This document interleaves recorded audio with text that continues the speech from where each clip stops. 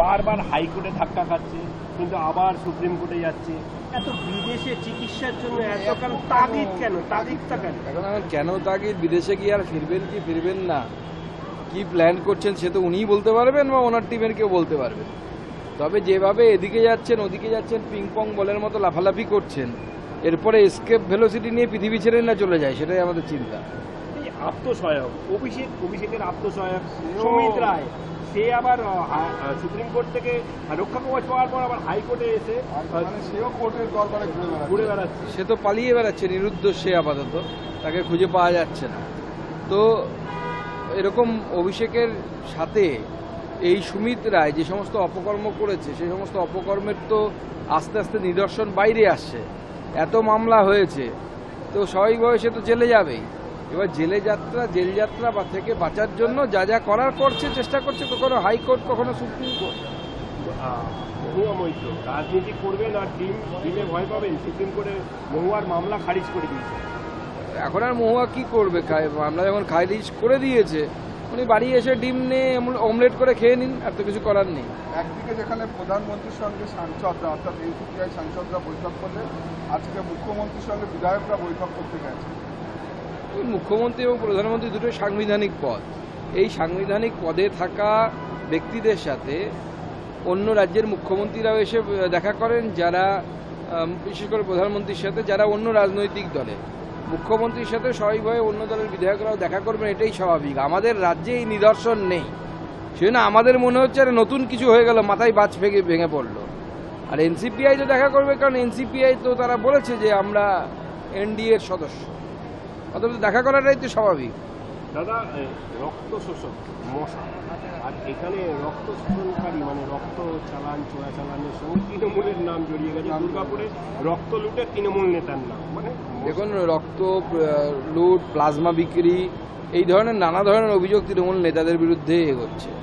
এতদিন পর্যন্ত তৃণমূলের নেতারা বিভিন্ন লোকেদেরকে কম্পিটিশন দিয়েছে, চোরেদেরকে কম্পিটিশন দিয়েছে, বিভিন্ন প্রাণীদেরকে কম্পিটিশন দিয়েছে, এখন মশাদেরকেও কম্পিটিশন দিচ্ছে। মশাদের থেকেও বেশি রক্ত মনে হয় তৃণমূলের নেতারা খেয়ে ফেলেছে। বারবার হাইকোর্টে ধাক্কা খাচ্ছে, কিন্তু আবার সুপ্রিম কোর্টে যাচ্ছে। এত বিদেশে চিকিৎসার জন্য এত কেন তাগিদ, তাগিদটা কেন? এখন কেন তাগিদ? বিদেশে গিয়ে আর ফিরবেন কি ফিরবেন না, কি প্ল্যান করছেন সে তো উনিই বলতে পারবেন বা ওনার টিমের কেউ বলতে পারবেন। তবে যেভাবে এদিকে যাচ্ছেন ওদিকে যাচ্ছেন, পিং পং বলের মতো লাফালাফি করছেন, এরপরে এসকেপ ভেলোসিটি নিয়ে পৃথিবী ছেড়ে না চলে যায়, সেটাই আমাদের চিন্তা। এই আত্মসহায়ক অভিষেকের আত্মসহায়ক সুমিত রায়, সে আবার সুপ্রিম কোর্ট থেকে রক্ষা কবচ পাওয়ার পর আবার হাইকোর্টে এসে সেও কোর্টের দরবারে ঘুরে বেড়াচ্ছে। সে তো পালিয়ে বেড়াচ্ছে নিরুদ্ধ, সে আপাতত তাকে খুঁজে পাওয়া যাচ্ছে না।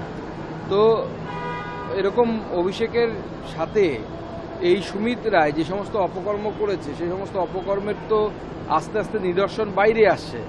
এত মামলা হয়েছে, তো স্বাভাবিকভাবে সে তো জেলে যাবেই। এবার জেল যাত্রা বা থেকে বাঁচার জন্য যা যা করার করছে, চেষ্টা করছে, কখনো হাইকোর্ট কখনো সুপ্রিম কোর্ট। মহুয়া মৈত্র রাজনীতি করবেন আর ডিমে ভয় পাবেন, সুপ্রিম কোর্টে মহুয়ার মামলা খারিজ করে দিয়েছে। এখন আর মহুয়া কি করবে? মামলা যখন খারিজ করে দিয়েছে, উনি বাড়ি এসে ডিম নিয়ে অমলেট করে খেয়ে নিন, আর তো কিছু করার নেই। একদিকে যেখানে প্রধানমন্ত্রীর সঙ্গে সাংসদরা অর্থাৎ এনসিপিআই সাংসদরা বৈঠক করলে, আজকে মুখ্যমন্ত্রীর সঙ্গে বিধায়করা বৈঠক করতে গেছে।